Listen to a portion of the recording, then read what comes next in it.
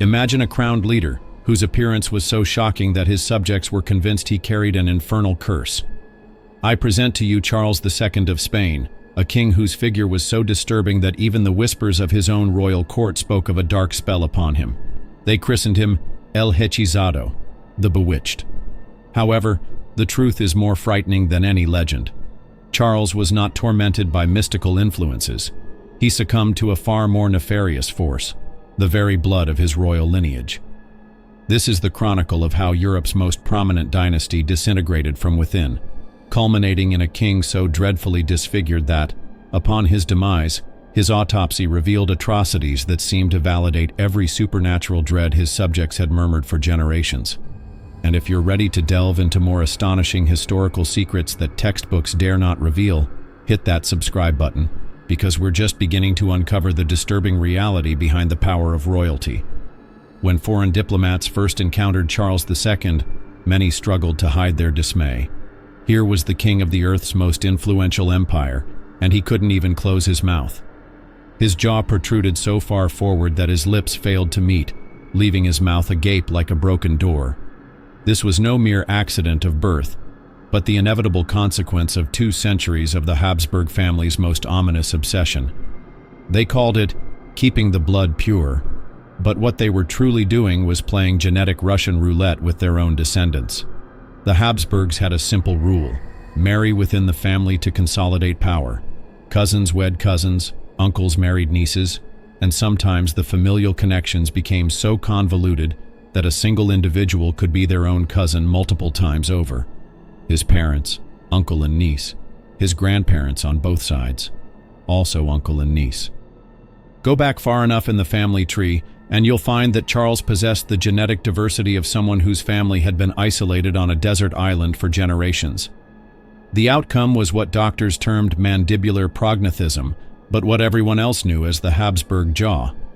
Charles's lower jaw jutted out so dramatically that when he attempted to close his mouth, there remained a gap through which you could slide a coin. His teeth were utterly misaligned. The upper row sat completely behind the lower, rendering chewing impossible. But here's where the situation becomes truly agonizing. Every meal transformed into a humiliating ordeal. Palace kitchens had to prepare his food like baby mush, everything pureed, mashed, or liquid. Even then, eating was a messy, laborious process. Soup would dribble from the corners of his mouth, and solid food would simply fall out. Royal dinners, which should have been displays of majesty and power, became grotesque spectacles where servants constantly dabbed saliva from their king's chin. The worst part, his speech was nearly unintelligible. The same jaw deformity that made eating impossible turned every royal proclamation into a struggle. Foreign diplomats required interpreters not because of language barriers, but because they literally couldn't comprehend what the Spanish king was attempting to articulate. His words emerged as wet, slurred mumbles that even his own courtiers had difficulty deciphering. Palace records indicate that Charles's own mother, Queen Mariana, penned letters describing her terror that her son might choke to death on his own tongue during sleep. Europe's most powerful monarch was considered a choking hazard. And the truly horrific aspect, the Habsburgs were aware their marriages were yielding increasingly deformed children, yet they persisted anyway. Power held greater importance than the physical agony of their offspring. By the time Charles was born, he was, in essence, a living experiment in what transpires when human genetics go catastrophically awry. The Habsburg jaw was merely the tip of the iceberg. Charles II's entire physique was a disarray, and the full extent of his deformities would have made medieval villagers cross themselves in terror.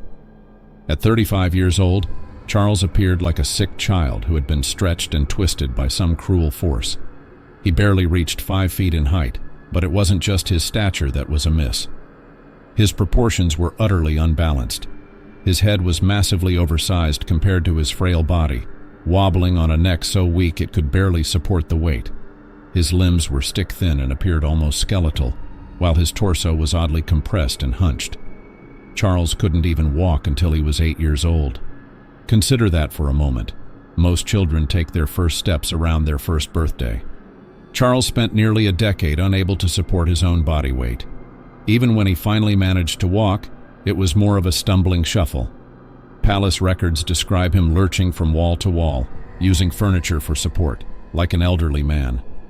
Despite being in his supposed prime, his spine was so severely curved that he appeared permanently hunched over, giving him the silhouette of someone carrying an invisible burden. And, in a way, he was. The burden of generations of genetic damage, concentrated into one catastrophically unlucky individual. The mental repercussions were equally devastating.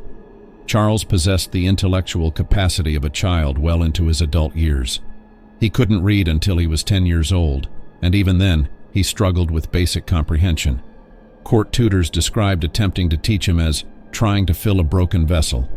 Information would enter, but nothing seemed to stick. His emotional regulation was that of a toddler trapped in an adult's body. Palace servants reported that Charles would throw violent tantrums over minor inconveniences, screaming and thrashing like a child denied a toy. These would be followed by periods of complete withdrawal, where he would sit motionless for hours, staring into nothing, completely unresponsive to the world around him. Even his hair betrayed his genetic damage. It grew in thin, patchy clumps that fell out regularly, leaving him with a scalp that looked more like a diseased animal's hide than a royal crown. Court painters were forced to use creative liberties in his official portraits, but even their most flattering attempts couldn't completely conceal the reality of what Charles had become. The most disturbing aspect: Charles's condition worsened as he aged. While most people reach physical maturity and stabilize, Charles was actively deteriorating. His already weak body was failing faster than normal aging could account for. Doctors of the era had no explanation for what they were witnessing. A living human whose genetics had failed so completely that his body seemed to be actively trying to shut down. Here is where Charles II's tragic narrative morphs into a continental catastrophe. Europe's most powerful throne belonged to a man utterly incapable of producing an heir. Charles married twice, desperately striving to fulfill the most elemental requirement of kingship, perpetuating the dynasty. His first wife was Marie-Louise of Orleans, a French princess who arrived in Spain anticipating a kingly marriage, and instead found herself bound to what courtiers whispered was barely a man. The wedding night was reportedly a disaster. Palace servants later testified that Marie-Louise emerged from the royal bedchamber in tears, and Charles appeared confused and distressed. The very genetic mutations that had twisted his body had also rendered him functionally impotent. His reproductive organs were so underdeveloped that doctors of the era described them as infantile. Essentially, Charles possessed the sexual maturity of a prepubescent boy trapped in an adult's failing body. However, the Spanish court could not publicly admit this. Instead, they blamed Marie-Louise for being barren, subjecting her to humiliating medical examinations and treatments. She was compelled to drink disgusting herbal concoctions, endure painful procedures, and suffer the constant scrutiny of a court that desperately needed her to produce an heir her husband was biologically incapable of providing. The psychological toll was devastating. Marie-Louise, once described as vivacious and intelligent, became withdrawn and depressed. She spent her days in prayer, pleading with God for a miracle that would never materialize. Some historians suggest she may have been slowly poisoned by the stress, treatments, and fertility medicines forced upon her. When Marie-Louise mysteriously died at age 26, Charles was quickly remarried to Maria Anna of Neuburg. The second wedding was an even more desperate affair. By this point, Charles was in his 30s, and his physical condition had deteriorated further. Maria Anna later penned private letters describing her horror at her husband's appearance and her growing realization that producing an heir was impossible. The court exhausted all avenues. They brought in the finest doctors from across Europe, consulted ancient fertility texts, and even attempted magical remedies. Charles was subjected to humiliating examinations where physicians prodded and measured his genitals, seeking any means to make them functional. Nothing worked, because the problem was not medical. Meanwhile, the rest of Europe watched and waited. Everyone knew that when Charles died without an heir, the Spanish throne would be up for grabs, and every major power held claims they were prepared to enforce with armies. The War of the Spanish Succession was already brewing in diplomatic circles, merely awaiting Charles's inevitable demise. The irony is staggering. The Habsburgs had spent centuries obsessively controlling marriages to centralize power. yet their final king couldn't even consummate a marriage. Their genetic purity had forged a man so damaged that he could not perform the most fundamental biological function required of a monarch. When medical science failed to account for or alleviate Charles II's condition, the Spanish court turned to the supernatural. What ensued were some of the most bizarre and disturbing religious ceremonies ever performed on a living monarch. Public exorcisms conducted within the royal palace itself. The church offered a simple explanation for Charles's plight. He was demonically possessed. Father Froilan Diaz, the court's chief exorcist, declared that Charles was inhabited by multiple malevolent spirits that had been placed there through witchcraft. But here's where the narrative truly becomes wild. The exorcisms weren't confined to some hidden chapel.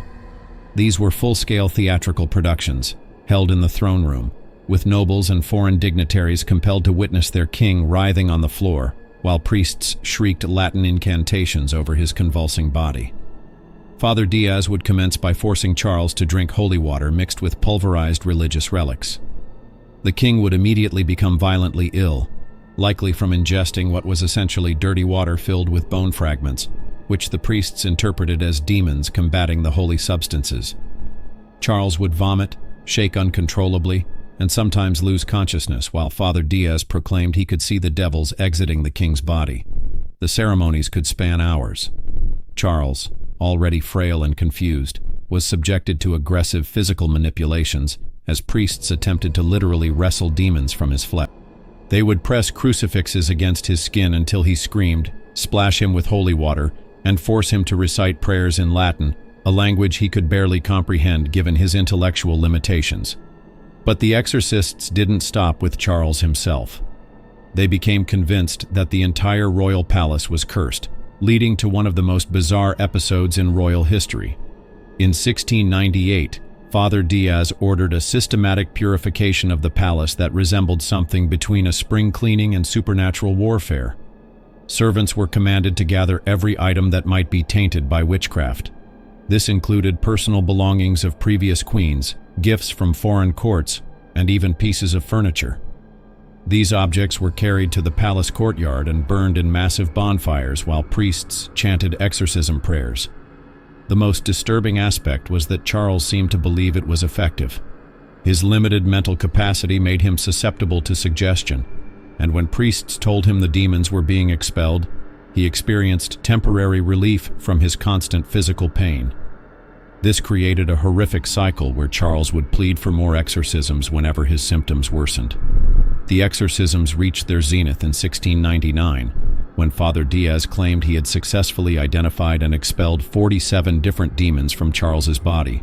Each demon purportedly had a specific name and was responsible for different aspects of Charles's condition.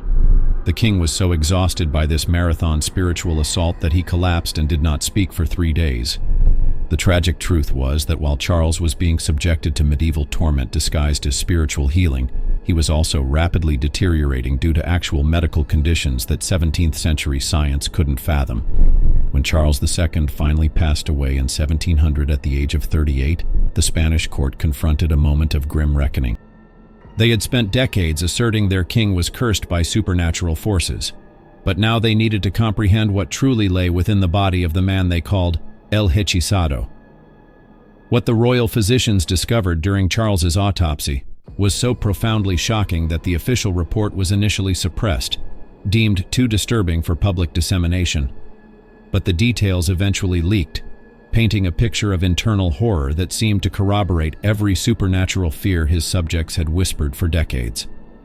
Dr. Geronimo de la Fuente Pirola, the royal physician who conducted the examination, authored what became one of European history's most gruesome medical documents.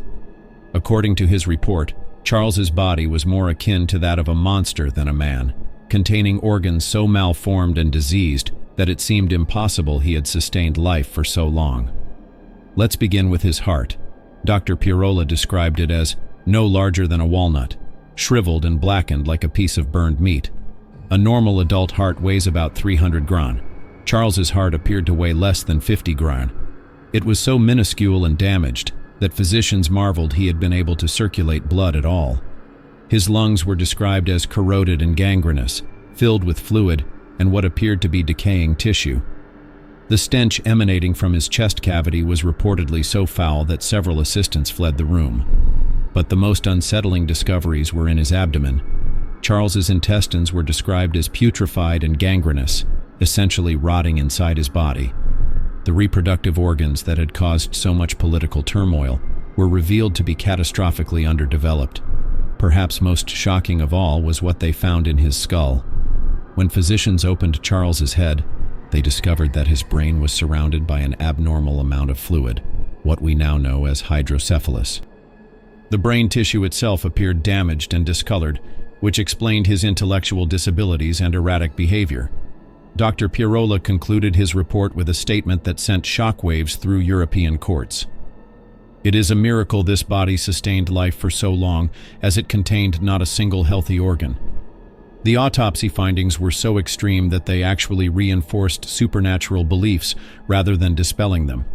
How could someone survive with organs this damaged unless dark forces were involved?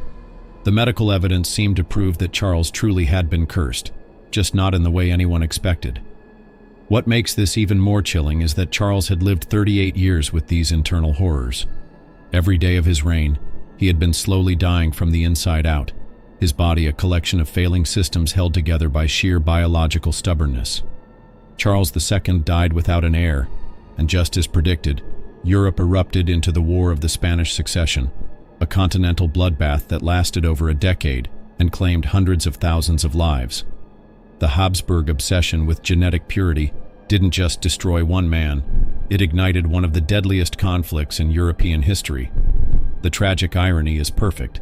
A dynasty that spent centuries concentrating power through inbreeding ultimately lost everything because their final king couldn't even perform the most basic biological function required to continue their line. Charles II became living proof that sometimes the greatest adversary of absolute power isn't revolution or invasion, but biology itself. If these dark corners of royal history fascinate you, hit that like button, subscribe for more shocking historical secrets, and tell me in the comments what other royal mysteries I should investigate next.